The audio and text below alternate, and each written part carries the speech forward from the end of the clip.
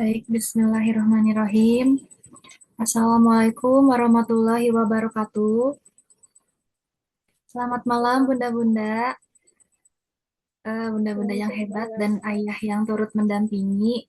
Alhamdulillahirabbil alamin. Puji dan syukur kita panjatkan kehadiran Allah Subhanahu wa taala karena atas rahmat dan karunia-Nya lah kita dapat berkumpul dalam keadaan sehat pada webinar Sekolah Ibu Hamil by Jasmine MK Medika. Pertama-tama, izinkan saya memperkenalkan diri. Saya Wina Yulianti yang akan bertugas sebagai MC sekaligus moderator pada webinar malam ini. Kami mengucapkan selamat datang kepada seluruh peserta yang telah bergabung dari berbagai daerah di Indonesia. Semoga kehadiran Bunda malam ini menjadi langkah awal untuk mempersiapkan kehamilan dan persalinan yang lebih sehat, nyaman, serta penuh makna.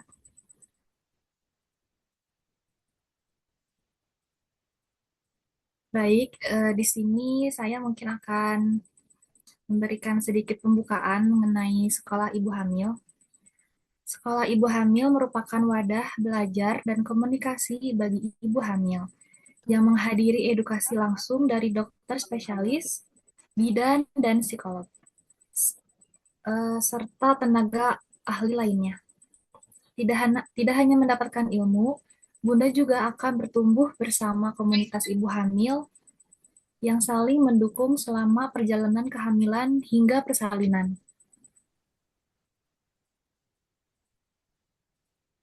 Baik, sebelum kita memulai acara, izinkan saya menyampaikan beberapa informasi. Mohon seluruh peserta menggunakan background Zoom yang telah dibagikan tim admin di kolom chat, serta nama dengan format ya, dengan format nama, usia kehamilan, dan domisili. Apabila memiliki pertanyaan, silakan tuliskan pada kolom chat selama materi berlangsung. Nantinya akan kami pilih untuk dibahas pada sesi tanya jawab. Mohon tetap menjaga ketertiban selama webinar berlangsung ya, dengan mematikan mikrofon.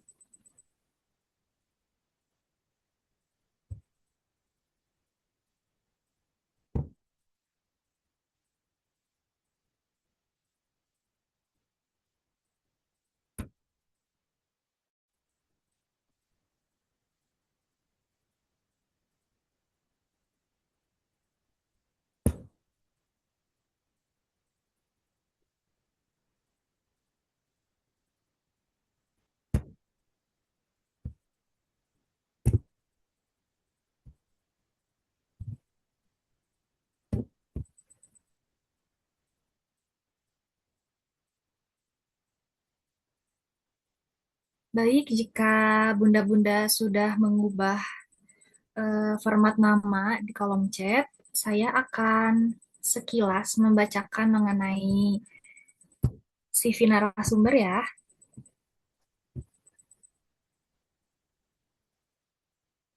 Baik, Bunda, tanpa berlama-lama, izinkan saya memperkenalkan narasumber kita malam hari ini. Beliau adalah Dr. Wulan Ardana Iswari, dokter spesialis kebidanan dan kandungan.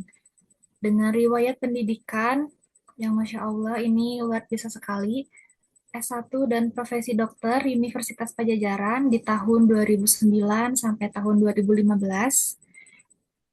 dan S2 Reproduction dan Pregnancy University of Manchester 2018 sampai 2019, serta spesialisasi obstetri dan ginekologi Universitas Pajajaran 2021 sampai 2025. Sekarang sedang berpraktek di Rumah Sakit Awal Bros Botania Batam.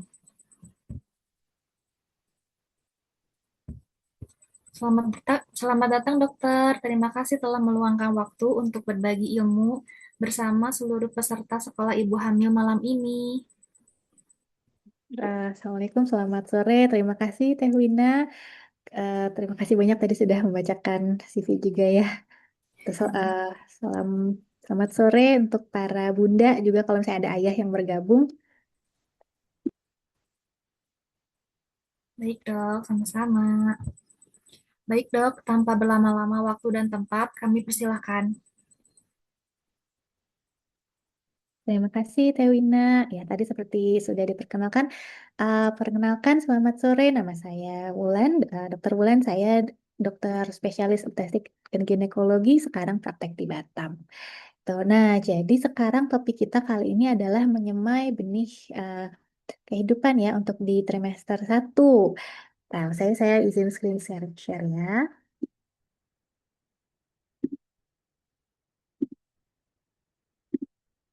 Oke, apakah terlihat?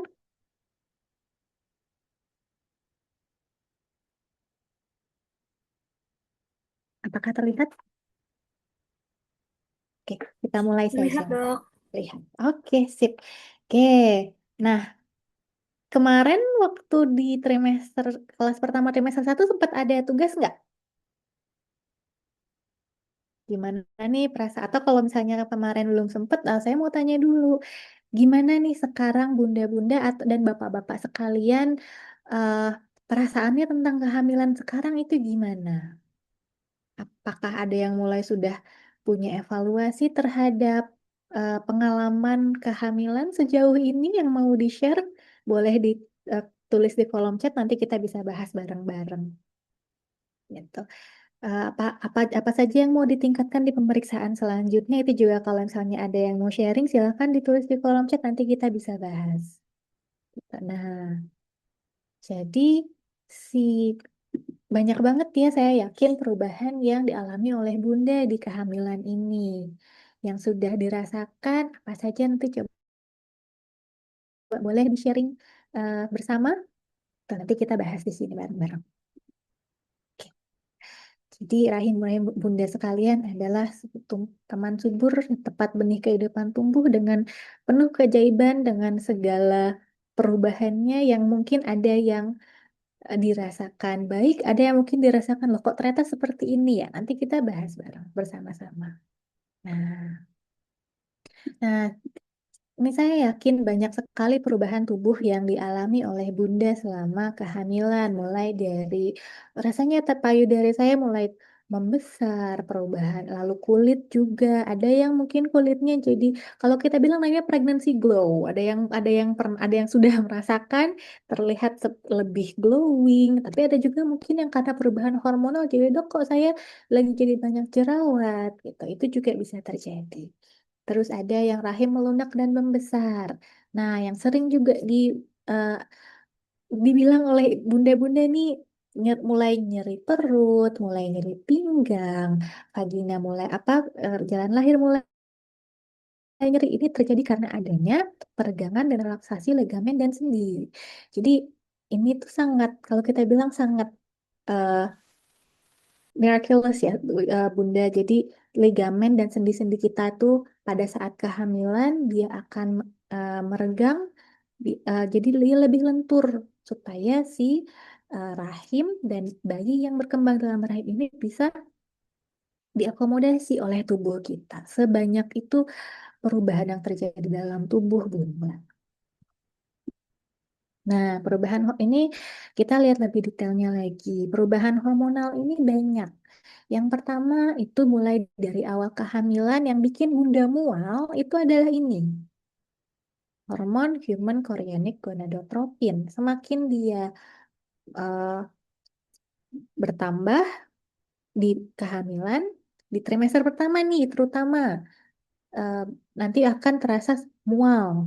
Nah, mual ini juga dipengaruhi oleh hormon estrogen dan progesteron. Lalu eh, perkembangan payudara oleh hormon prolaktin, lalu hormon relaksin, oksitosin, dan insulin juga dia sangat berperan dalam metabolisme tubuh. Itu kalau misalnya ada yang pernah dengar insulin ini adalah hormon yang mengatur kadar gula dalam tubuh. Jadi insulin itu semacam kunci di sel atau di jaringan. Jadi dia yang bilang sel itu untuk memasukkan gula dari pembuluh darah ke sel. Nah, kalau pada saat kehamilan, dia akan terjadi sedikit namanya resistensi eh, fisiologis, artinya dia normal terjadi supaya gulanya ini malah justru nanti dibagi ke bayinya. Makanya Bunda tidak ada pantangan makanan, justru makannya harus yang bagus, meskipun mungkin pada saat awal-awal nih kok rasanya mual-mual, tapi eh, nanti setelah trimester satu lewat, pada saat nafsu makannya sudah kembali lagi, memang normal kalau setelah itu nafsu makan banyak dan eh, pola makan kita pun berubah gitu untuk eh, mengakomodasi kebutuhan bayi. Oke. Nah, ini Bunda banyak sekali yang terjadi pada saat kehamilan, mulai dari tadi hormon ya, hormon. Jadi begitu nanti mulai kehamilan, estrogen, progesteron dan relaksin itu progesteron tuh macam-macam progesteron eh, fungsi utamanya adalah mempertahankan keha- eh, lini endometrial lining atau lini dinding rahim di mana tempat bayi itu menempel. Gitu. Tapi dia juga punya efek ke otot, punya efek ke lambung, gitu. Lalu HCG tadi dia diproduksi oleh plasenta. Lalu ada oksitosin. Oksitosin ini dia akan berperan pada saat akhir kehamilan untuk mencetuskan kontraksi pada saat awal persalinan. Nah, setelah itu dari pernafasan, Bunda ada nggak yang waktu pertama awal-awal hamil tuh di trimester satu, eh, mungkin trimester satu akhir sampai trimester 2 awal tuh rasanya kok tiba-tiba sesak ya? Gitu. Itu juga terjadi karena adanya peningkatan kalau kita bilang basal metabolic rate atau tingkat metabolismenya. Jadi kebutuhan oksigen bunda ini bertambah sehingga rasanya pada awal-awal terasa sesak itu itu terjadi karena peningkatan kebutuhan oksigen. Lalu secara jantung, jantung juga banyak sekali berubahnya. Jadi eh, untuk mempertahankan tekanan darah, sementara eh, cairan dalam tubuh ini bertambah. Kenapa cairan dalam tubuh bertambah? Sama untuk eh, tra- transportasi nutrisi dan oksigen ke ari-ari, lalu dari ke ari-ari lalu ke janin. Jadi si jalan-jalannya ini atau si pembuluh darahnya ini dia harus beradaptasi juga gitu. Eh, Jantung ada peningkatan detak jantung sehingga eh, tekanan darah dipertahankan sama atau bahkan agak mulai menurun gitu. Cairan tubuh meningkat.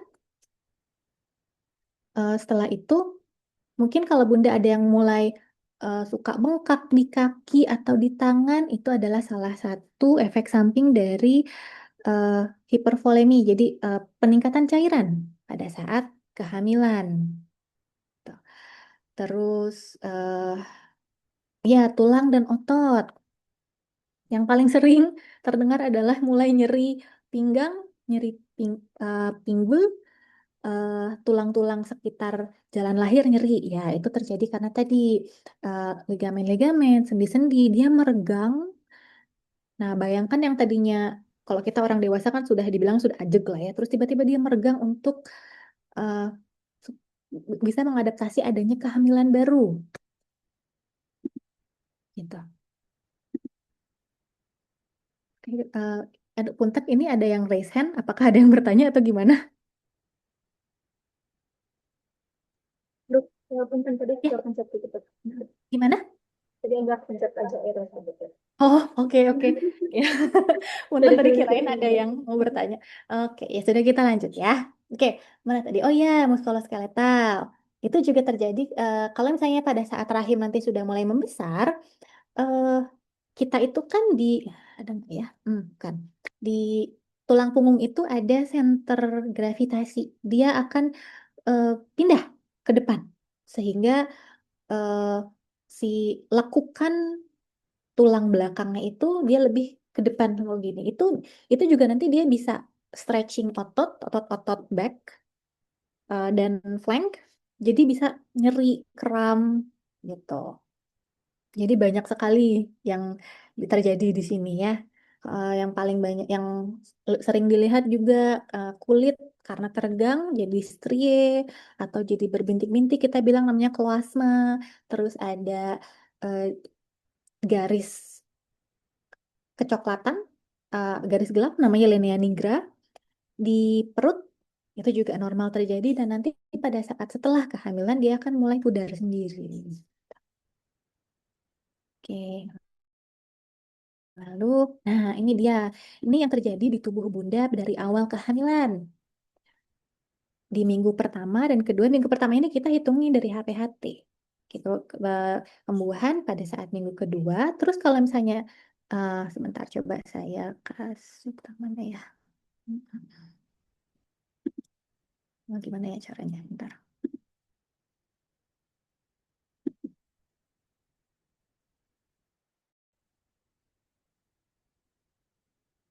Maaf ya, saya lagi cari pointer agak gaptek, maaf ya. Sebentar. Mana pointer?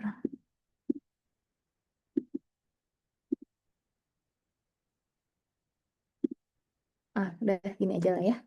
Oke, nah. Hmm,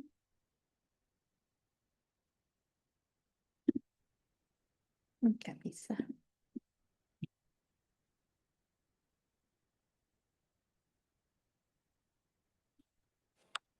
Nah, ini dia. Ya, sudahlah. Di minggu pertama dan kedua,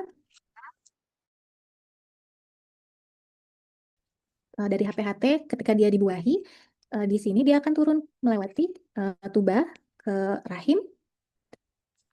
Nanti dia berkembang dari yang tadinya 2 sel menjadi 4, lalu terus-terus membelah di minggu ketiga, akhirnya menjadi sel 16 32 sel. Ini ukurannya masih kecil banget, masih sekitar 0,2 sampai 0,1 milimeter. Ini adalah uh, sel yang nanti akan jadi janin, sudah mengandung DNA ibu dan nah, di minggu keempat, si hormon yang tadi tuh HCG itu dia sudah mulai diproduksi. Jadi kalau misalnya pada saat minggu keempat ini, kalau sudah ada HCG, kalau terus Bunda tes pack itu sudah positif. Tapi bisa jadi sudah hamil misalnya di minggu ketiga, terus di tes pack belum, nanti minggu ke depan, minggu depannya baru ada itu juga bisa. Karena HCG-nya baru diproduksi pada saat minggu keempat. Nah, di minggu kelima, ini kita sudah mulai proses pembentukan saraf, otot, tulang, kerangka, dan bakal jantung bayi. Jadi kalau misalnya di minggu kelima sudah ada bakal janinnya, sudah kadang-kadang sudah ada yang bisa terdengar, gitu. Rata-rata sudah ada, tapi kadang-kadang ada yang belum, itu pun tidak usah panik. Mungkin memang kecil atau perbedaan resolusi USG-nya masih nggak apa-apa, masih bisa diobservasi, masih bisa dicek di minggu-minggu setelahnya. Nah, di minggu ke-6, rata-rata embrio itu ukurannya sudah 2 sampai 4 milimeter, masih kecil. Gitu. Dia sudah mulai uh, berkembang menjadi uh, tang- bakal ya, bakal tangan dan kaki, bentuk wajah sudah mulai. Lalu di minggu ke-7, pucuk-pucuk kecil tangan tuh sudah ada ruang jantung mulai terbentuk, saluran udara dan paru-paru juga sudah.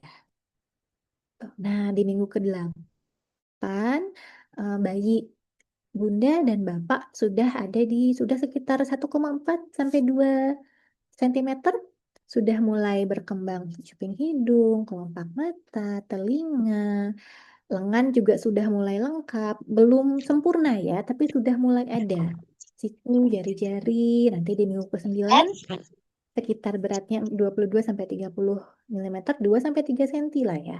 Sudah ada berkembang mata tapi belum sempurna juga.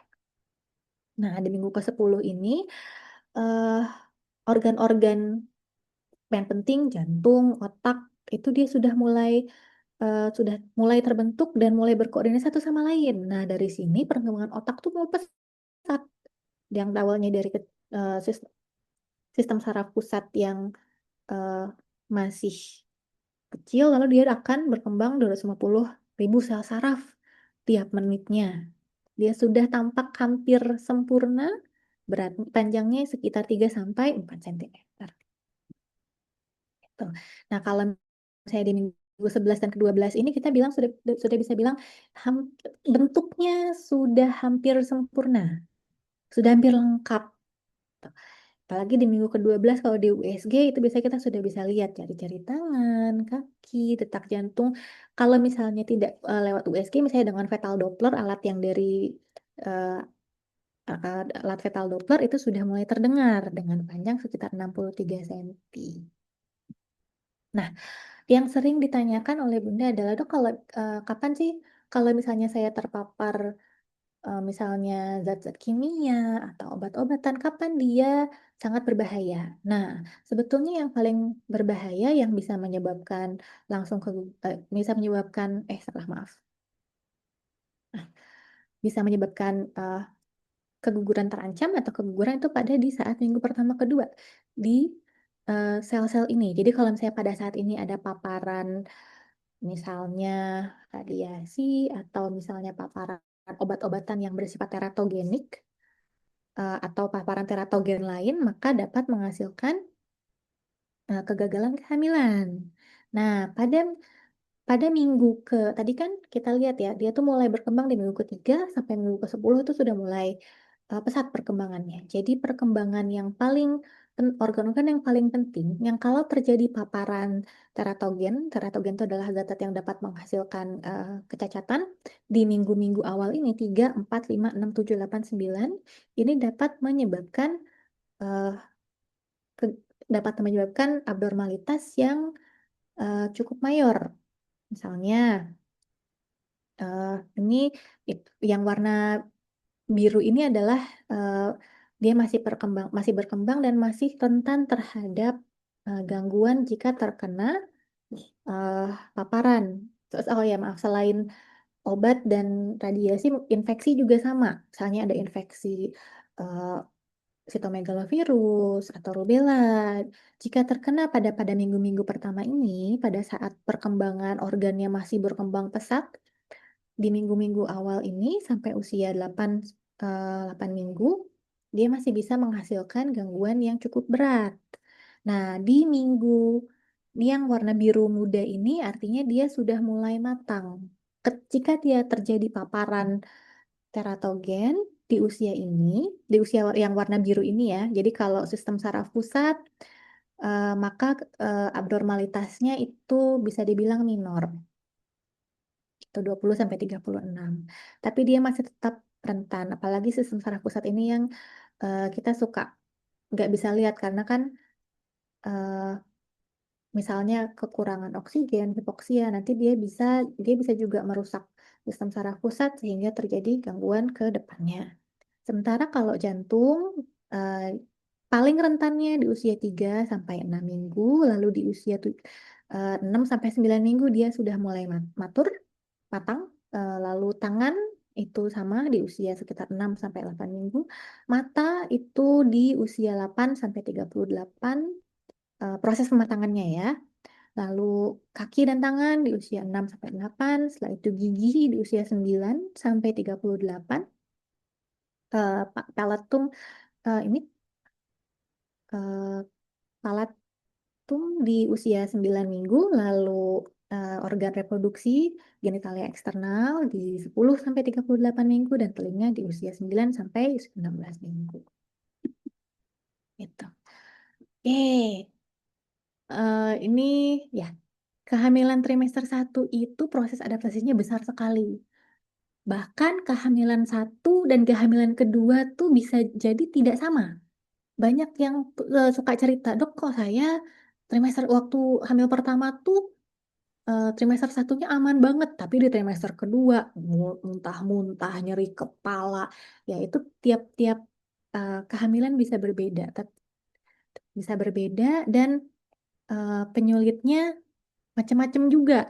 Ada yang mual muntah, nyeri kepala, nyeri eh, punggung, bengkak, hemoroid. Tuh, jadi eh, kalau misalnya awalnya kita bayangan kehamilan itu nanti hamil, lalu ada mual, lalu nyeri-nyeri di akhir, baru melahirkan, kadang-kadang suka ada surprise di tengahnya gitu. Nah, makanya ibu-ibu kalau misalnya ada gejala yang lebih berat, eh, tentu harus dirawat lebih lanjut. Tapi belum tentu semuanya ya, ada juga yang gejalanya ringan-ringan saja. Nah, yang paling sering mual muntah, morning sickness atau hiperemesis. Sekitar 3/4-nya di trimester pertama, biasanya di minggu 9 sampai 10. Rata di usia 16 sudah mulai menurun. Gitu karena eh, hormonnya sudah mulai stabil. Nah, cirinya mual, misalnya dengan gejala dengan mual, muntah, terus penciuman jadi sensitif dan jadi beda nggak sih? Kadang-kadang ada yang awalnya dia senang makanannya seperti ini, pada saat hamil jadi berubah. Makanan yang awalnya eh, disenangi malah jadi bikin muntah. Tuh, itu bisa terjadi. Nah, kapan harus waspada? Waspadanya kalau misalnya gejalanya menetap atau memberat, sampai ibunya rasanya lemes, eh, mulut tuh rasanya kering banget atau jadi nggak bisa pipis, itu sudah harus hati-hati. Langsung ke IGD. Tuh. Tapi kalau misalnya masih bisa dengan obat, terus di tengah-tengah muntah nih, terus gimana dok? Kalau misalnya saya minum obat 2 kali sehari, terus tengah-tengah masih mual gimana? Ada beberapa yang bisa dicoba, Bunda. Yang bisa di sari jahe, wedang jahe itu bagus banget untuk mual. Terus mengunyah eh, biskuit juga bisa. Nah, vitamin B6 biasa kita kasih oleh misalnya oleh dokter umum juga suka dikasih vitamin B6 untuk mual muntah ya. Nah, kalau Bunda ada yang pernah coba akupuntur, ada beberapa orang yang cocok. Kalau cocok, boleh silakan. Gitu. Dan yang penting tetap banyak minum.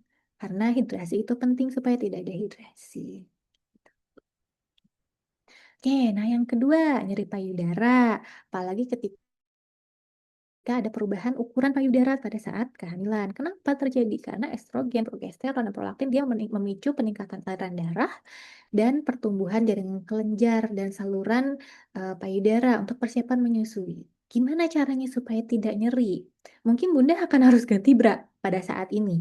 Jadi diukur lagi, gunakan bra dengan ukuran yang tepat, bahannya katun kalau bisa tanpa kawat. Nah, kalau nyeri bagaimana? Bisa dikompres. Oke, lalu rasanya lelah banget, capek. Ya, ini juga karena ada perubahan dari hormon progesteron yang cukup dramatis ya, dan badannya itu kita masih menyesuaikan diri dengan, tadi kan sudah kesebut bahwa eh, rate metabolisme tubuh itu meningkat juga. Terus lebih banyak lagi energi yang dibutuhkan oleh Bunda untuk mengakomodasi adanya si kecil dalam tubuh Bunda. Gitu. Jadi kalau misalnya Bunda mulai merasa capek, lelah, itu normal. Sesuaikan jadwal aktivitas harian, tidur lebih awal. Kalau bisa tidur siang, banyak pasien-pasien saya bilang mereka lebih enak tidur siang daripada tidur malam. Kadang-kadang tidur malam agak sulit. Tapi yang penting harus tidur cukup kapanpun itu. Dan tetap harus jaga kesehatan dengan jalan kaki singkat, aktivitas ringan, boleh yoga atau senam ringan. Nah, flek dan perdarahan.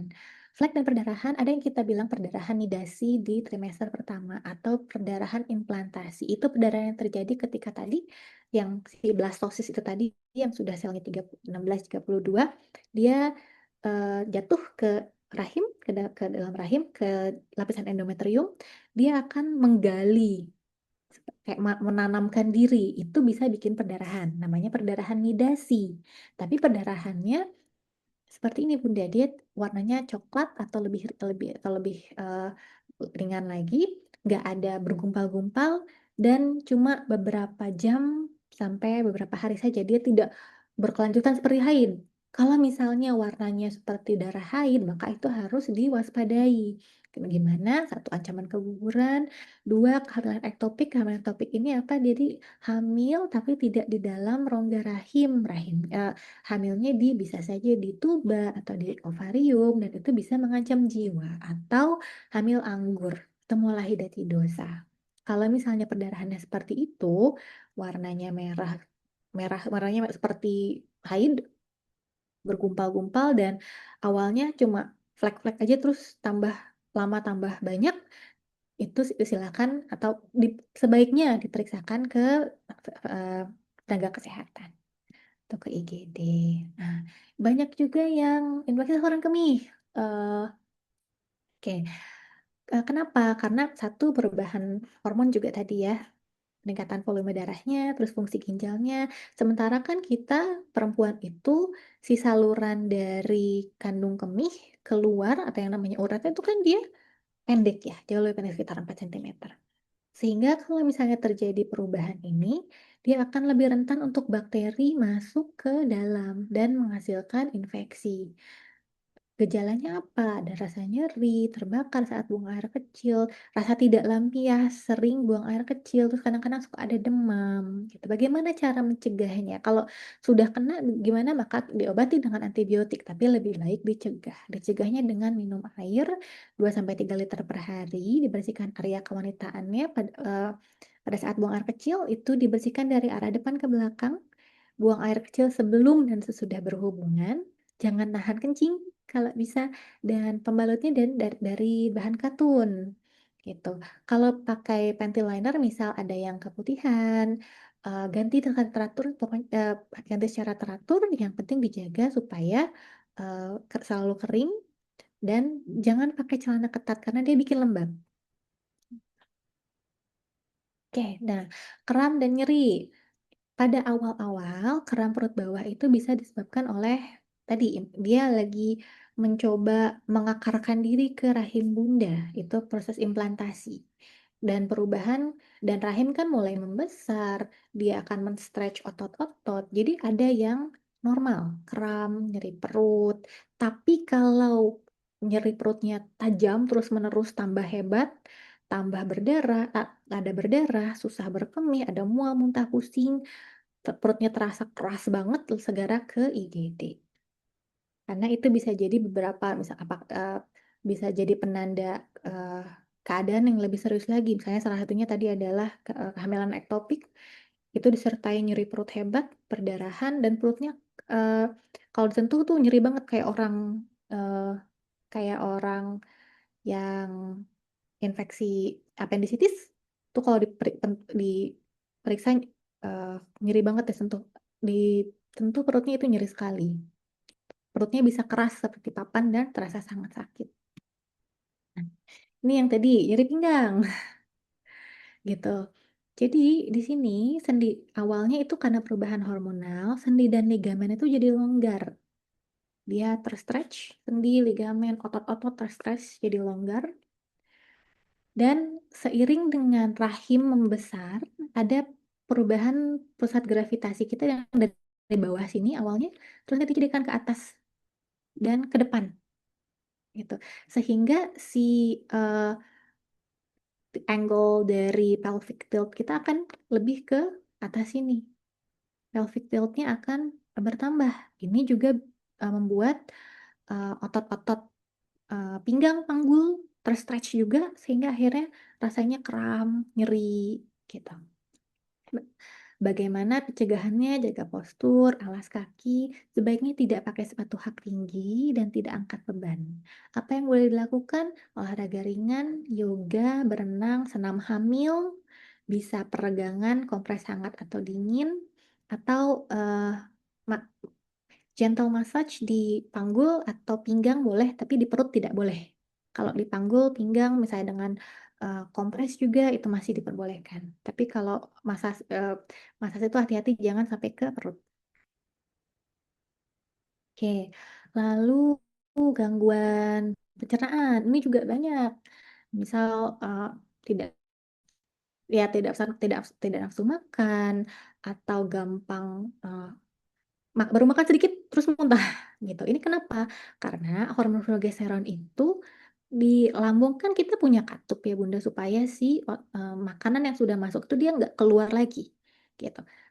Nah, hormon progesteron dia mengendurkan si katup ini sehingga asam lambung akan lebih gampang naik ke atas. Makanya kalau kok sejak hamil rasanya mulut tuh pahit. Nah, itulah kenapa. Gimana cara mengatasinya? eh, hindari makanan pedas, asam, goreng-gorengan, bumbu kuat. Kalau bisa jangan langsung baring setelah makan. Jadi makan malamnya di spacing beberapa jam sebelum tidur dan makannya porsinya kecil-kecil. Kalau misalnya biasanya makan porsi besar 3 nih, maka kita bagi menjadi 6 kecil-kecil. Gitu. Pakaian yang longgar, eh, jaga kenaikan berat badan. Pasti kalau misalnya ibu hamil tuh pasti dia harus naik berat badan. Tapi ada ada eh, kenaikan berat badan tertentu tergantung dari sebelum kehamilan berat badannya berapa. Itu biasanya kalau misalnya eh, indeks massa tubuh Bunda sebelum kehamilan itu ideal antara 19 sampai 23, itu maka kenaikannya bisa 11 sampai 16 kilo. Tapi kalau misalnya kurang atau misalnya lebih, itu nanti ada perubahan penyesuaian lainnya. Gitu. Bisa juga kunyah permen karet kalau misalnya kembung. Bisa juga dicegah dengan konsumsi kacang-kacangan, susu yang non-dairy, obat-obatan sesuai anjuran, olahraga, dan di antara jeda waktu makan daripada ngemil yang goreng-gorengan lebih baik minum air. Dan konsumsi buah berserat untuk ngebantu pencernaan juga karena progesteronnya juga bisa berfungsi nanti bisa berefek ke uh, sembelit. Itu juga sering ditemukan kalau di bunda ya. Nah, di konstipasi, peningkatan progesteron juga sama. Dia memperlambat kerja organ di saluran pencernaan sehingga gampang terjadi kembung. Sudah tadi si eh, katup lambung kerongkongannya ini dia lebih kendur sehingga asam lambung lebih gampang naik. Di bawahnya, otot-ototnya di bawahnya itu dia kerjanya lebih lambat sehingga bisa menyebabkan kembung. Jadi eh, pola makan Bunda sebaiknya ditambah yang lebih banyak probiotik, ditambah lebih banyak serat yang tinggi. Dan kalau misalnya buang air, misalnya sembelit itu jangan, kalau misalnya Bunda pakai toilet duduk, bisa nggak? Jadi angle pelviknya ini dia tidak 90 derajat tapi lebih ke acute angle seperti ini. Oke, lalu penyulit yang lainnya adalah hemoroid. Eh, ini juga bisa terjadi, apalagi kalau misalnya Bunda sampai kena eh, konstipasi. Nah, kalau konstipasi akan lebih gampang kena hemoroid nantinya. Ini wasir ini kan kita tahu ya, dia itu pembesaran pembuluh darah sekitar anus dan rektum. Kalau misalnya eh, di kehamilan, kalau misalnya konstipasi terus kita ngejennya ini banget, akan lebih gak mudah terjadi pembesaran pembuluh darah ini. Gimana gejalanya? Perdarahan saat buang air besar, gatal sekitar anus, raja benjolan, sekitar anus seperti nyeri atau tidak. Kalau misalnya benjolannya bertambah besar, maka dapat terjadi perdarahan aktif, sebaiknya dipersiapkan ke dokter. Gimana cara mengatasinya? Kalau misalnya masih kecil bisa dikompres. Sitz bath itu apa? Sitz bath itu bukan dikompres apa ya? Duduk di air suam kuku. Jadi direndam di air suam kuku untuk selama 20 menit supaya tidak terlalu gatal dan iritasi. Tuh. Bisa juga dengan krim-krim tertentu, tapi ini sebaiknya dengan resep dokter. Oke, ini juga gampang terjadi, yang banyak banyak ditemukan. Mood swing itu perasaannya cepat banget berubah-ubah kan, suka banyak yang bilang kalau kita perempuan sedang hamil ini lebih sensitif. Betul, betul, kita lebih sensitif. Kenapa? Karena fluktuasi hormonnya dramatis. Sehingga respon otaknya itu, eh, sehingga respon suasana hatinya itu tidak seperti biasanya. Gitu. Apalagi kalau misalnya Bunda kelelahan dengan adaptasi eh, tubuh Bunda, misalnya udah susah makan, pola tidur terganggu, terus eh, dengan perubahan hormon seperti ini, ya siapa sih yang nggak jadi mudah senggol bacok gitu atau jadi kok gampang menangis, gampang ini. Memang memang kalau misalnya ibu-ibu hamil lebih sensitif. Jadi ya ini ke untuk bapak-bapak juga kalau bunda-bundanya eh, lebih gampang menangis atau lebih terasa lebih sensitif, maka Bapak harus lebih gentle sama ibu gitu. Nah, untuk ibunya gimana? Ada teknik pernapasan mendalam, meditasi atau yoga gitu. Oke. Nah, ya ekspektasi sama realita kita suka beda, Bunda.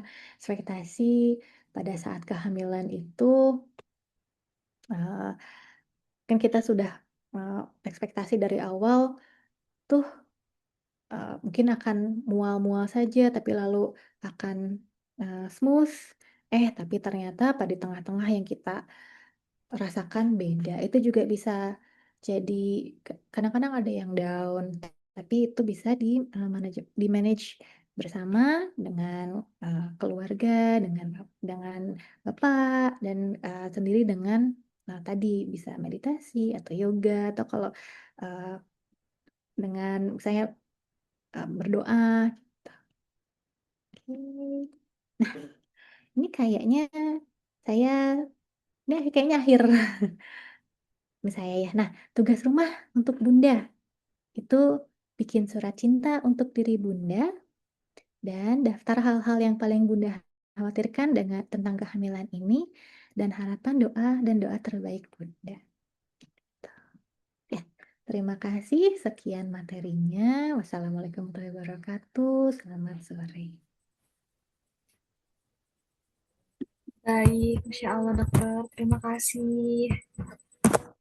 Sebelumnya ada yang ingin bertanya langsung, Bunda-Bunda, dipersilakan.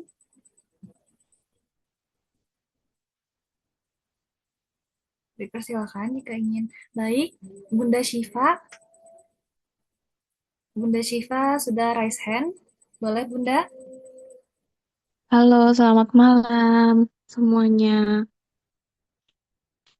Selamat malam Bunda. Gimana? Ya, terima kasih atas kesempatannya. Izin bertanya, dokter. Jadi, saat saya kehamilan pertama, itu kan saya SC. Lalu, saya ingin bertanya, ikhtiar apa yang bisa diusahakan supaya nanti kehamilan yang kedua ini bisa normal. Lalu, hal-hal apa saja yang itu yang pertama, dokter. Lalu yang kedua, saya ini kan trimester pertama, minggu ke-6. Yang saya rasakan itu payudara memang sakit. Lalu yang paling mengganggu itu badan saya itu seperti meriang, tapi meriangnya nggak demam, tapi merasa meriang gitu, dokter. Dan itu sangat mengganggu sekali. Nah, itu bagaimana untuk mengatasinya? Sebenarnya sudah diresepkan paracetamol, cuma saya tidak yakin untuk meminumnya. Mungkin itu ya, dokter. Mohon pencerahannya. Terima kasih. Oke, baik. Bunda, sorry. Yang pertama itu SC-nya kenapa? Kapan dan kenapa ya? Pada tahun 2021, jadi sudah 5 tahun yang lalu, dan SC-nya dikarenakan ketubannya waktu itu rembes, dok, malam-malam. Terus Hmm. sudah ditunggu 8 jam di vaskes pertama tapi tidak ada pembukaan. Lalu dirujuk ke vaskes tingkat lanjut dan sudah diinduksi tapi cuma sampai pembukaan 2 dan sampai malamnya sampai Isya belum ada pembukaan dan akhirnya Hmm. setelah sholat Isya itu diputuskan untuk disesar seperti itu. Ya, karena ketubannya udah rembes, terus induksinya belum maju ya. Oke. Iya. Nah, ikhtiar seperti apa yang bisa dilakukan? Sebetulnya kalau misalnya kita lihat nih, eh, dari usia kan sudah, dari jarak waktu sudah cukup gitu. Nanti Bunda harus pada saat USG, biasanya di trimester 2 tengah, trimester 2 3 akhir, ditanyakan ketebalan, kalau untuk kami dokter bilangnya ketebalan miometrium karena itu juga berpengaruh Bunda. Apakah nanti Bunda bisa VBAC atau tidak gitu. Jadi ketebalan rahimnya itu apakah aman atau tidak gitu. Nah, untuk Bunda sendiri apa yang bisa Bunda lakukan? Eh,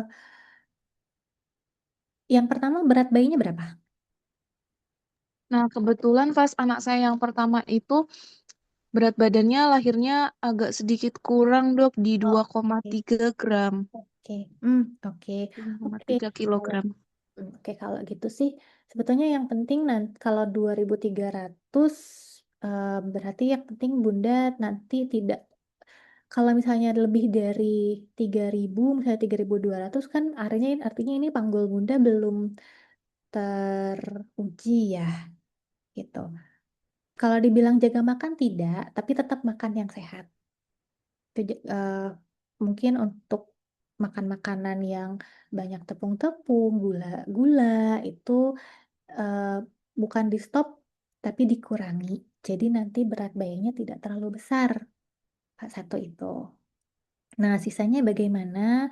Sisanya eh, nanti bisa ditanyakan ke dokter kandungannya apakah kira-kira mencukupi atau tidak. Karena kalau mau VBAC itu eh, ada Ah, beberapa yang membolehkan. lama. Gimana? Oke, untuk VBAC ada beberapa yang membolehkan pemberian induksi oksitosin, ada juga yang belum tidak, itu belum terstandarisasi gitu. Tapi akan lebih baik lagi kalau misalnya ibunda mau VBAC berarti nanti harus mulesnya bagus gitu karena pemberian oksitosin pada untuk VBAC pun kita lebih terbatas. Tidak boleh seperti pada saat belum SC karena nanti akan lebih berbahaya. Sudah ada perlukaan, oksitosin itu dia akan memicu kontraksi. Kalau pemberiannya terlalu banyak, risiko nanti luka lama ini bisa robek gitu. Jadi kalau untuk yang bisa Bunda lakukan, jaga kesehatan, jaga makan, bukan berarti batasin makanan, tapi jaga pola makan saja. Kita olahraga dan berdoa mudah-mudahan nanti pada saat tiba waktunya eh, mulas kontraksinya natural, bagus sehingga bisa tercapai VBAC. Gitu. Nah, yang kedua, sekarang rasanya 6 minggu tapi rasanya suka meriang ya. Oke, oke kalau meriang ya. Iya, dokter. Oke, oke kalau suka meriang, satu banyak minum. Dehidrasi, itu bisa dehidrasi Bunda. Itu jadi kalau misalnya kita dehidrasi rasanya kering, eh, agak panas, jadi lebih banyak lagi minumnya. Terus kedua, kalau misalnya rasanya tidak nyaman, boleh paracetamol tuh boleh diminum. Gitu, paling aman untuk ibu, untuk bunda-bunda sekarang itu untuk obat nyeri paling hanya paracetamol saja. Karena yang lain yang termasuk golongan NSAID, mefenamic, ibuprofen itu sebaiknya dihindari dulu. Jadi kalau saya memang perlu supaya bundanya juga lebih enak istirahat nih ya, mau minum paracetamol boleh. Gitu.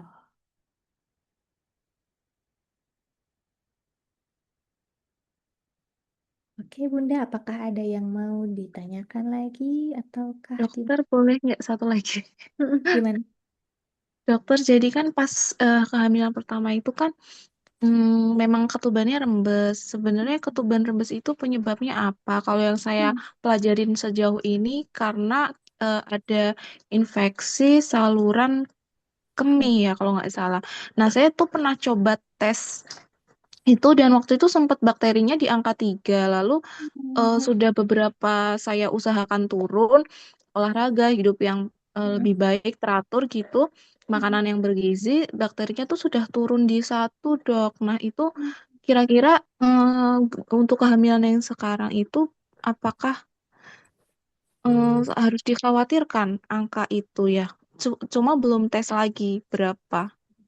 Oke, boleh nanti kalau misalnya nanti tes lagi bisa dilihat karena yang namanya infeksi saluran kemih kan dia tidak eh, berlangsung terus-menerus ya, dia itu episodik. Jadi kalau misalnya kita infeksi terus diobati dengan antibiotik seharusnya dia sembuh. Gitu. Nah, mungkin pada saat itu infeksi saluran kemih bakteri plus 3 artinya bakterinya cukup banyak ya. Setelah itu diobati tapi mungkin sudah terjadi infeksi atau peradangan gitu Bunda. Jadi ketika bakteri itu masuk, badan itu memproduksi eh, sel-sel yang melawan si bakteri itu, tapi sebagai efek sampingnya dia ada inflamasi dan itu yang nanti dia yang berpengaruh ke integritas ketuban, selaput ketuban. Nah, sekarang bagaimana? Boleh nanti dicek ulang. Eh, dan yang penting adalah satu tadi jaga kebersihan karena memang kalau misalnya kita lagi hamil udah mah memang uretranya pendek jadi lebih gampang dengan ada perubahan hormonal, jadi ada faktor risiko yang lain gitu. Jadi yang penting jaga kebersihan, eh, supaya tetap kering gitu. Kalau misalnya ada keputihan, dilihat dulu keputihannya seperti apa. Kalau keputihannya tidak banyak, tidak berbau, warnanya putih, tidak gatal, nggak apa-apa. Karena memang kan serviks, mulut rahim pada saat kehamilan dia memproduksi lebih banyak eh, mukus apa ya, lendir gitu. Tapi kalau misalnya mulai berbau atau mulai berbau berwarna kekuningan, kehijauan atau keabu-abu itu bisa jadi indikasi adanya infeksi. Itu juga bisa jadi pencetus ketuban pecah. Tuh. Baik, Bunda. Apa sudah terjawab ya, Bunda? Alhamdulillah pertanyaannya. Sebelumnya, dokter, terima kasih banyak atas penyampaian materi yang tadi sangat bermanfaat. Semoga seluruh ilmu yang telah disampaikan dapat menjadi bekal bagi Bunda dalam menjalani kehamilan dengan lebih tenang dan percaya diri. Selanjutnya, apa apa ada yang bertanya langsung lagi?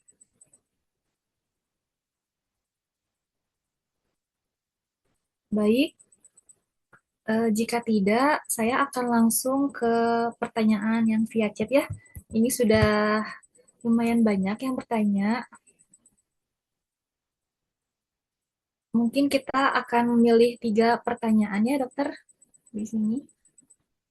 Pertanyaan pertama mungkin dari Bunda Shelly. Izin bertanya, dokter. Saya saat ini sembelit, tapi sakit perut. Tapi sakit perut terus, rasa ingin buang air besar, tapi pasti WC nggak keluar. Apakah ini wajar untuk minggu ke-9? Kemudian, kalau konstipasi begini, boleh minum tablet probiotik sebelum rilus nggak ya, dok? Boleh, dok? Terima kasih. Ya, Iya. Bunda, memang itu bisa terjadi. Jadi normal terjadi tadi juga karena perubahan hormonal. Apakah boleh minum tablet probiotik? Boleh. Dicoba dulu minum tablet probiotik dulu, terus minum air putih, minum makan makanan yang banyak serat dulu. Kalau misalnya masih konstipasi, tidak bisa buang air, maka mungkin kita akan butuh obat. Mungkin pelunak eh, apa laktulos, pelunak feses, atau mungkin seperti dulu kalau misalnya memang tidak bisa. Tapi itu jalan terakhir. Kalau misalnya memang tidak bisa, maka mungkin perlu obat pelunak. Sementara itu boleh dicoba dulu minum air putih, banyak makan serat, probiotik juga boleh dicoba. Tuh, oke. Baik, dok. Bagaimana, Bunda Shelly? Semoga sudah terjawab ya pertanyaannya. Selanjutnya, mungkin ada dari Bunda Mona Lisa. Assalamualaikum, dok. Izin bertanya. Kadang flek hanya 1 atau 2 hari saja, namun tidak sering, dok. Hanya flek coklat. Dari trimester 1 hingga masuk kedua, kadang di hari-hari tertentu aja, dok. Namun perut tidak sakit. Apa aman ya? Karena setiap diperiksakan ke dokter selalu aman. Terima kasih. Oke, sebenarnya gini Bunda, Eh, dilihat dulu, tergantung dari banyaknya fleknya. Kalau hanya setitik saja masih bisa jadi itu karena eh, kan perubahan pembuluh darah di mulut rahim, kadang-kadang dia jadi lebih rapuh. Itu bisa menyebabkan flek, bisa. Nah, yang penting adalah tidak berkelanjutan perdarahannya, tidak disertai dengan mulas, terus warnanya tidak seperti haid. Gitu. Lebih baik tetap pada saat periksa hamil tetap diperiksakan. Yang penting ari-arinya aman, tidak menutupi jalan lahir. Itu bisa jadi dia perdarahannya bukan berasal dari dalam rahimnya, tapi dari vaginanya. Tapi kalau misalnya sudah diperiksa aman, maka ya sudah nggak apa-apa, observasi saja. Nanti diperiksakan lagi bulan depan. Gitu, Bunda. Oke, baik, Bunda-bunda mungkin sambil mendengarkan pertanyaan dan jawaban dari dokter, boleh diisi absensi kelas sekolah ibu hamilnya ya. Selanjutnya, setelah Ibu Monalisa, semoga terjawab ya, Bun. Ada dari Bunda Zumrati Aulia.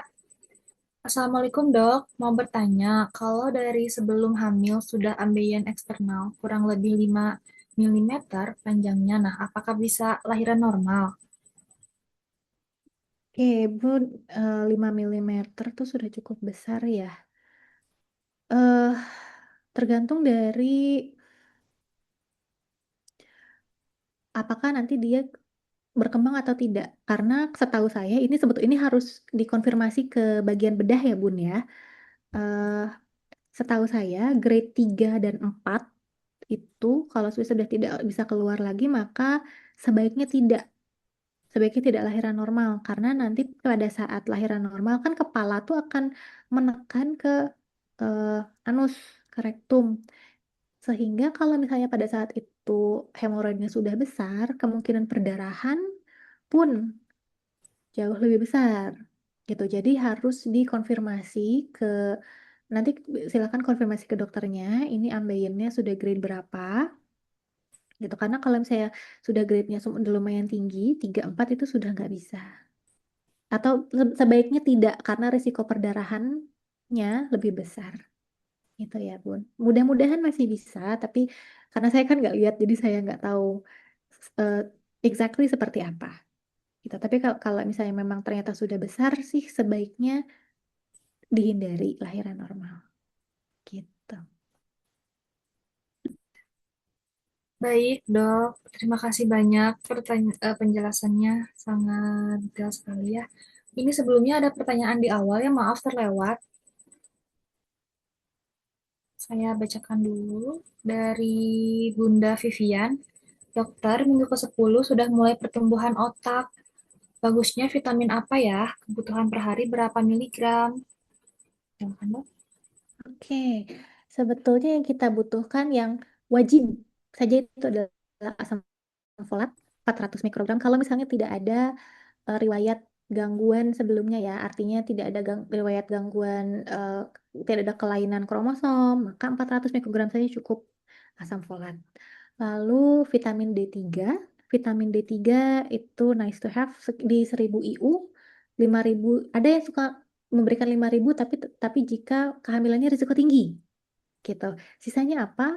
DHA itu juga nice to have karena biasanya kita sudah dapat dari dari makanan, tapi yang butuh disuplementasi adalah asam folat. Eh, untuk di Indonesia vitamin D3 masih boleh dipertimbangkan. Sisanya seperti DHA itu tidak wajib tapi nice to have. Tuh Bunda. Baik, Dok. Eh, ini ada pertanyaan lagi di kolom chat. Lumayan banyak ya pertanyaannya, bagus sekali. Insya Allah. Selanjutnya ada dari Bunda Syafa. Dok mau tanya, trimester pertama itu kan fase pembentukan organ ya. Kalau misal baru tahu hamil, tiba-tiba udah minggu ke-7, gimana dok? Bahaya nggak dok? Karena telat mengonsumsi nutrisi dan vitaminnya. Duh, bagaimana itu ya dok? Oke Bunda, nggak apa-apa masih bisa dikejar, nggak apa-apa masih bisa dikejar di minggu ke-7 itu masih awal sekali. Sekarang memang sudah banyak organ-organ yang berkembang, tapi kan selama ini juga eh, baby itu masih masih dapat nutrisi dari tubuh bunda gitu. Jadi eh, sebetulnya yang lebih bahaya itu kalau misalnya kurang adalah tubuh bunda yang kekurangan karena diambil untuk baby gitu. Jadi begitu tahu hamil maka kita suplementasi supaya bunda dan baby juga sama-sama dapat gitu. Tidak berbahaya tapi mungkin yang ini adalah tubuh bundanya yang kekurangan karena diambil buat baby gitu. Makanya kita suplementasi. Gitu, Bunda. Baik Bunda Syafa, semoga sudah terjawab ya pertanyaannya. Selanjutnya, apakah masih ada yang bertanya? Oh ini masih ada. Dari Bunda Ami, permisi dok, mau bertanya. Saya baru tahu saya hamil ketika usia masuk 4 minggu. Dan saat sebelumnya saya sering pakai skincare dengan kandungan retinol atau AHA/BHA. Itu bagaimana dok? Apakah ada cara agar sudah terlanjur terpakai atau berefek pada kehamilan? Tidak dok? Terima kasih. eh Kalau misalnya langsung di stop pada tahu hamil sih nggak masalah bisa diobservasi dulu karena kan pada saat kita ketahuan di usia 4 minggu itu dia masih, ya tadi dia masih perkembangan sistem saraf pusat, mata, dan eh, tangan, jari-jari apa ekstremitas atas dan bawah itu dia masih masih dalam masih on progress gitu. Jadi paparan sebelumnya ya sudah, yang penting setelah itu karena masih ada sekitar 8 sampai 12 minggu, sampai 8 minggu lagi, sampai 12 minggu untuk perkembangan organ atau organogenesis. Yang penting pada saat itu tidak terus terpapar. Jadi begitu selesai, begitu tahu hamil, yang penting langsung di stop. Yang paling penting di stop adalah retinol, Bunda. Gitu. Karena AHA, BHA juga sebaiknya tidak dulu. Eh, Retinol sebaiknya tidak digunakan pada saat kehamilan. Yang penting pada saat tahu hamil langsung di stop gitu aja, Bunda. Dan nanti ke depannya bisa dilakukan screening. Nanti kan pada saat USG kita akan screening organ. Nah, nanti di situ bisa dilihat, Bunda. Gitu. Baik dok, terima kasih. Ini mungkin dari pertanyaan terakhir ya, dari Bunda Soraya. Belum ada yang bertanya lagi soalnya. Dok, kalau mual dikit doang saat kehamilan awal amankah? Terus perut bagian kiri kayak sakit gitu dok, kenapa ya? Oke, Bunda. Aman, nggak apa-apa mual sedikit karena tiap orang beda-beda. Ada yang sehamil-hamilnya tidak pernah mual, tapi setelah itu di kehamilan kedua mual gitu. Jadi memang tiap kehamilan berbeda gitu. Untuk perut bagian kiri nyeri, oke, ini bisa macam-macam, Bunda. Di bagian kiri itu kan kita ada limpa, ada ginjal, ada usus juga gitu. Jadi tapi bisa juga yang terjadi adalah perubah apa stretching otot gitu. Jadi nanti kalau misalnya Bunda pergi ke dokter lagi, boleh sekalian dicek apakah ada misalnya nyeri buang air kecil atau eh, konstipasi atau mungkin memang hanya otot saja. Jadi untuk dipastikan kira-kira apa ini yang bisa jadi nyerinya, gitu Bunda. Baik, alhamdulillah. Dok, izin selagi menunggu pertanyaan lain, saya ingin info ya dok terkait yoga dan newborn.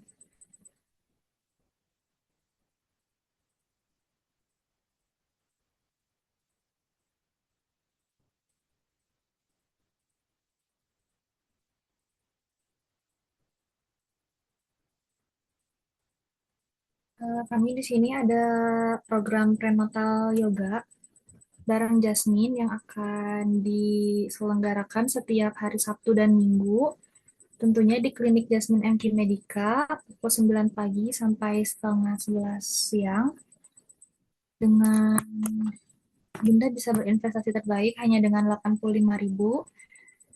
Dapat dipandu dengan bidan Rahmadani, sekaligus mendapatkan benefit sekelas prenatal yoga, yakni mendapatkan materi dasar persiapan persalinan dengan pemahaman posisi bayi dan anatomi panggul, serta mendapatkan materi optimalisasi janin sesuai dengan usia kandungan bunda. Selanjutnya akan mendapatkan benefit yakni memperkuat otot-otot panggul, pinggul, dan punggung bawah yang mempermudah proses persalinan, serta mendapatkan pelatihan teknis pernafasan, persiapan persalinan, serta membantu ibu hamil beradaptasi dengan perubahan berat badan dan pusat gravitasi tubuh. Selanjutnya free flow air minum ya. Oh ini ada pertanyaan lagi dok di kolom chat. Ternyata ada dari Ibu Sinta. Izin dok saya lanjut ya pertanyaannya. Dok izin sebelum hamil saya punya GERD dan sekarang sudah hamil 11 minggu. GERD-nya sering kambuh. Apakah boleh konsumsi obat lambung? Biasanya sebelum hamil minum antasida. Dok, silakan. Oke, Bunda. Boleh, boleh banget minum obat lambung, misalnya antasida sirup, boleh. Terus masih ranitidin, omeprazol juga itu masih boleh. Kalau saya juga punya pasien yang pada awal sebelum hamil itu punya GERD sampai akan endoskopi. Tapi kalau kebetulan waktu itu saya rawat bareng dengan IPD. dengan penyakit dalam gitu. Jadi kalau misalnya kalau memang diperlukan, boleh konsultasi ke penyakit dalam, obat mana saja yang cocok untuk mengatasi GERD-nya gitu. Tapi kalau untuk antasida masih boleh, Bunda. Oke, baik dok. Selanjutnya ada dari Bunda Eis Cahyati. Pertanyaannya, dok izin bertanya, saya mengonsumsi vitamin D 4000 IU dan asam folat 1000. Terus dapat juga dari puskesmas MMS. Itu baik diminum juga atau bagaimana ya? Takutnya over.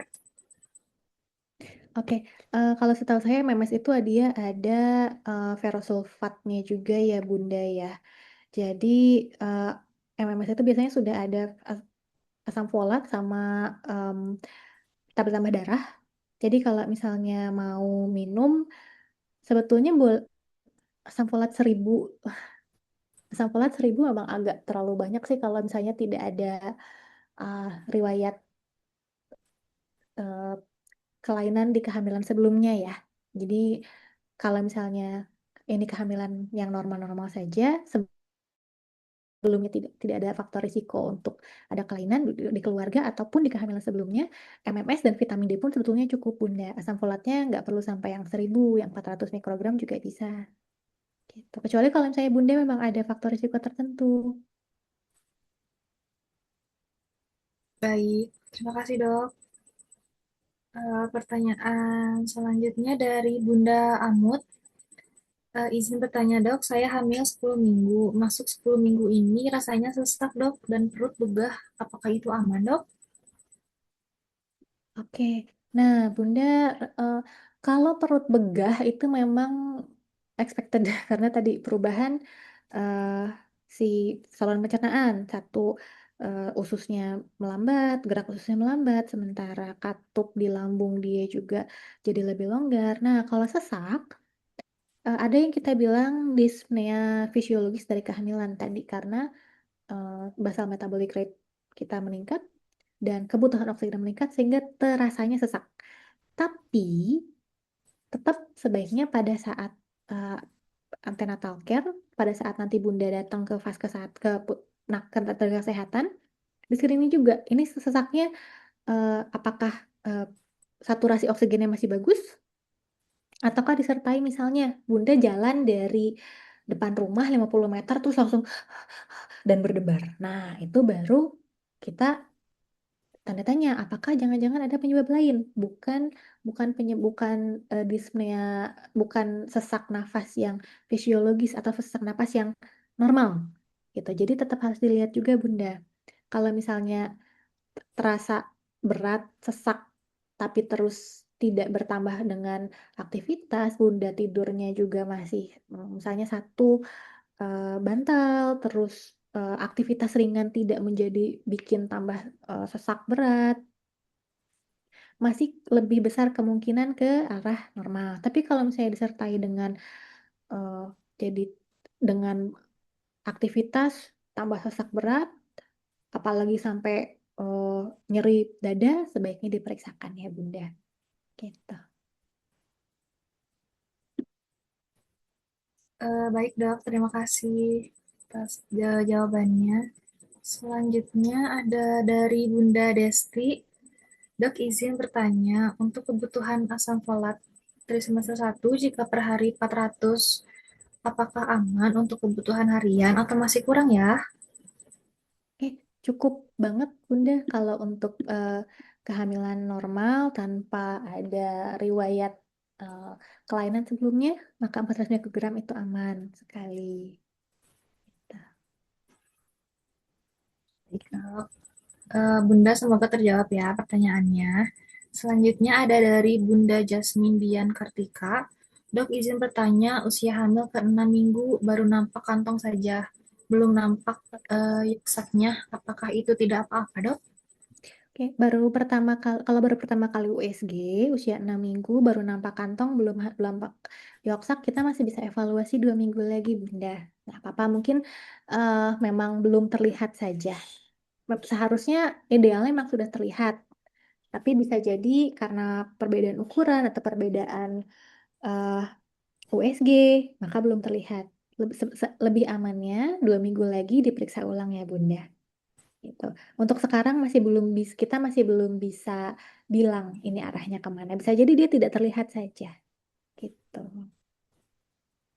Baik, mungkin kita lanjut ke pertanyaan selanjutnya dari Bunda Maura. Dok, kalau ada gatal secara eksim, gitu boleh pakai salep-salepan nggak ya? Hmm, oke. Nah, eksim pun sebaiknya kita lihat dulu ya Bunda, ini apakah memang karena kalau alergi itu kan kita pakainya berarti kortison ya, betametason salep biasanya. Untuk penggunaan topikal itu masih bisa ditolerir, tapi kita harus tahu dulu apakah ini betul dia adalah alergi atau yang lain. Gitu. Jadi sebaiknya memang sebaiknya kita lihat dulu ini uh, gatal eksimnya apa dan nanti pengobatannya bisa disesuaikan Bunda. Baik dok, terima kasih. Kita lanjut lagi ya dok, tidak Nggak apa-apa apa-apa. pertanyaannya. No. Selanjutnya ada dari Bunda Ami. Dokter izin bertanya lagi, untuk screening kelainan dan sindrom sebaiknya kapan ya? Dan untuk metodenya, apakah cukup dengan USG 2 dimensi atau ada yang lainnya dok? Oke, screening Down syndrome ini agak kompleks ya, karena kita harus stratifikasi risiko dulu, Bunda. Kalau misalnya risiko rendah, artinya usia Bunda dan pasangan, bukan hanya Bundanya saja ya, Bunda dan pasangan, dua-duanya, kurang dari 35, tidak ada riwayat keluarga dengan Down syndrome, tidak ada riwayat kehamilan sebelumnya dengan kelainan genetik, maka risikonya rendah. Kalau itu cukup dengan pada saat USG di usia 11 sampai 13 minggu itu kita cek namanya translusensi nukal. Kami biasanya objin akan melakukan di usia 11 sampai 14, 11 sampai 13 minggu dengan cek translusensi nukal namanya. Itu adalah dilipatan di leher. Bisa dengan 2D saja gitu. Tapi itu saja bukan merupakan eh, nggak bukan hanya itu saja. Nanti pada saat sudah terlihat organ-organ lain, eh, bisa dilihat yang lain juga karena biasanya Down syndrome itu tidak hanya kelainannya bisa terlihat misalnya ada kelainan jantung, ada kelainan saluran pencernaan, itu bisa jadi tanda yang eh, lebih kuat ke arah adanya kelainan kongenital. Dan itu bisa terlihat di trimester 2 atau 3. Jadi kalau misalnya risiko rendah, maka USG 2D biasa saja, USG biasa saja, USG di SPOG biasa saja cukup dengan cek pengecekan transfusi nukal di trimester pertama, lalu penapisan seperti biasa di trimester 2 dan 3. Tapi kalau risiko tinggi, artinya usia Bunda dan pasangan dua-duanya lebih dari 35 atau ada riwayat di keluarga, misalnya di keluarga tingkat pertama ya, kakek, nenek, eh, paman, bibi, sepupu, atau ada riwayat kelainan kongenital di kehamilan sebelumnya, maka bisa dilakukan saat ya tadi penapisan dengan USG dengan nukal translusensi. Kalau translusensi nukalnya melebar, maka bisa dilakukan NIPT, non-invasive prenatal testing, tes darah. Lalu kalau perlu dilakukan penapisan di feto maternal. Gitu, Bunda. Penapisan di feto maternal kapan? Bisa di usia sampai 24 minggu, 14 sampai 14 minggu. Kalau misalnya memang risiko tinggi. Gitu. Jadi apa saja yang diperlukan tergantung dari risikonya. Gitu, Bunda. Baik, Alhamdulillah. Makasih ya dok atas penjelasannya yang sangat amat bagus dan detail. Selanjutnya dok, ini ada dari ayah yang bertanya, Insya Allah, dia mewakili istrinya ya, bertanya, izin bertanya dok, istri saya baru ke dokter THT karena radang tenggorokan. Lalu diberikan obat dexamethasone 3 kali 1 Cefadroxil 3 kali 1 dan Ginivar 3 kali 1. Apakah obat-obat ini aman untuk ibu hamil usia 7 minggu, maaf, dan obat batuk OB herbal dan Silex juga apakah aman? Oke, eh Silex obat herbal itu aman, sebenarnya paling aman, Pak. Terus Cefadroxil oke. Dexamethasone ini kalau seingat saya kategorinya C ya. Gitu. Kalau misalnya memang radangnya radang sekali bisa dipergunakan. Kalau misalnya apa kira-kira sangat nyeri atau sampai eh, sesak, sulit bicara, sulit bernafas, bisa dipertimbangkan untuk digunakan. Gitu. Jadi advantage-nya lebih besar gitu. Jadi tergantung keadaan ibu juga. Kalau Cefadroxil sih aman ya. Obat herbal Silex oke. Dexamethasone kalau misalnya kamu kira-kira memang sangat diperlukan, oke, gak apa-apa. Tapi saya sendiri jarang pakai dexamethasone untuk radang. Biasanya saya cuma akan kasih obat-obat antihistamin saja untuk menghilangkan gatalnya. Gitu. Itu yang setahu saya sih paling aman itu, Pak. Tuh ya. Baik dok, terima kasih. Dok izin mungkin ini pertanyaan terakhir ya dok dari Bunda Wahyuni. Dok, apakah obat TB mempengaruhi kehamilan? Ini kan kehamilan pertama saya dan kalau dari HT masuk 6 minggu. Apakah waktu terbaik untuk USG ke fase ke 1 dok? Iya, Bunda. Eh ya, ada obat-obat TB. eh, kalau Bunda dapat yang suntik itu nggak boleh. Tapi kalau yang minum, setahu saya masih boleh. Tapi lebih baik kalau misalnya ada eh, tuberkulosis dengan sedang hamil muda, secepatnya diperiksakan saja Bunda. Gitu. Jadi sekalian USG saja Pak. Waktu terbaik USG fase ke 1, kalau sekarang sudah 6 minggu, boleh di USG diperiksakan saja. Baik. Dok, maaf Oke. sebelumnya. Iya, Ini ternyata ada pertanyaan iya, lagi. Satu enggak kali apa-apa. lagi. Heeh. Mohon maaf dok. Dokter, ya saya sebenarnya belum hamil, tapi mau tanya barangkali dari dokter ada saran vitamin untuk suami dan istri yang sedang promil apa ya dok? Dan apakah ada olahraga yang baik untuk kami ya yang sedang promil? Oke, vitamin yang baik itu eh ya vitamin E, zinc untuk bapaknya, vitamin E untuk bapak dan ibu, zinc untuk bapak. Terus kalau misalnya diperlukan, yang penting bapaknya tidak perokok. Kalau perokok boleh ditambahkan misalnya coenzyme Q, dia adalah antioksidan. Terus vitamin D nice to have, boleh gitu. Jadi vitamin E, vitamin D, zinc, dan coenzyme Q. Kalau kalau misalnya eh, ada faktor risiko lain. Gitu. Terus olahraga yang baik apa? eh yang gabungan antara cardio dan weightlifting bisa, bentuknya apa dapat bisa disesuaikan. Bunda sama ayah senangnya apa gitu. Tapi eh misalnya kardionya dapet, terus resistance trainingnya juga dapet kalau bisa sih ya gitu. Terima kasih dok, baik. Mungkin untuk selanjutnya ada info, lanjut ke info ya, untuk webinar pregnancy dan newborn. Boleh tolong di share screen? Baik, di sini ada program newborn class lengkap dengan bayi baru lahir yang akan dipelajari di kelas ini ada tanda bayi dan kapan waspada, tanda bayi sehat dan kapan waspada, maaf. Selanjutnya ada memandikan dan merawat tali pusat, dasar menyusui, merawat bayi baru lahir, membedong yang aman dan nyaman, pijat oksitosin, serta pijat bayi dan tummy time yang akan diselenggarakan pada hari Sabtu dan Minggu jam 1 sampai dengan jam 5 sore. Jam 3 sore, sorry. Dengan biaya sekitar 450.000 untuk reguler dan 400.000 untuk member SIH. Selanjutnya, oh ini ada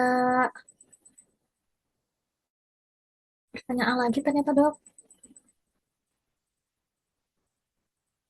Langsung saya jawab aja ya.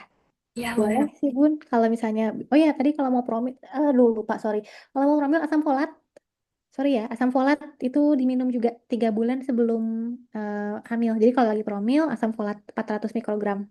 Jadi kalau belum hamil mau minum Osfit Platinum atau Folamil boleh banget. Baik dok, terima kasih. Selanjutnya dari Bunda Rodearni, dok kalau belum hamil boleh Udah minum tadi Osvit. dijawab. Oh udah ya? Oh sudah, terima maaf dok. Ini kalau vitamin D tidak wajib, tapi nice to have. Kenapa? Karena populasi Indonesia dari riset terakhir itu masih banyak yang kekurangan vitamin D. Meskipun eh, idealnya konsumsi vitamin D atau tidak itu seharusnya kita cek dulu eh, level vitamin D3 kita. Tapi populasi kita masih banyak yang kekurangan vitamin D sehingga nice to have, boleh dikonsumsi. Wajib tidak. Yang wajib itu adalah asam folat dan tablet tambah darah dan kalsium gitu. Tapi vitamin D itu nice to have. Oke, baik dok. Terima kasih atas jawabannya yang sangat-sangat detail. Selanjutnya, mungkin eh, mohon maaf ya dok apabila ada pertanyaan yang belum sempat terjawab, bunda-bunda, karena keterbatasan waktu. Selanjutnya, untuk penutup, kami mengucapkan terima kasih yang sebesar-besarnya kepada Dr. Wulan Ardana atas ilmu, waktu, dan inspirasi yang telah diberikan kepada seluruh peserta malam ini. Semoga menjadi amal jariah dan membawa manfaat bagi banyak keluarga. Bunda-bunda yang hebat, terima kasih juga ya telah meluangkan waktu untuk belajar bersama malam ini. Semoga ilmu yang diperoleh dapat menjadi bekal untuk menjalani kehamilan dengan lebih sehat, lebih tenang, dan lebih percaya diri dalam menyambut persalinan. Sampai bertemu di webinar selanjutnya ya. Saya Wina Yulianti, mohon maaf sekali jika banyak kesalahan dan kurang-kurang. Saya pamit undur diri. Wassalamualaikum warahmatullahi wabarakatuh. Selamat malam Bunda, tetap sehat, tetap bahagia, dan sampai jumpa pada pertemuan berikutnya.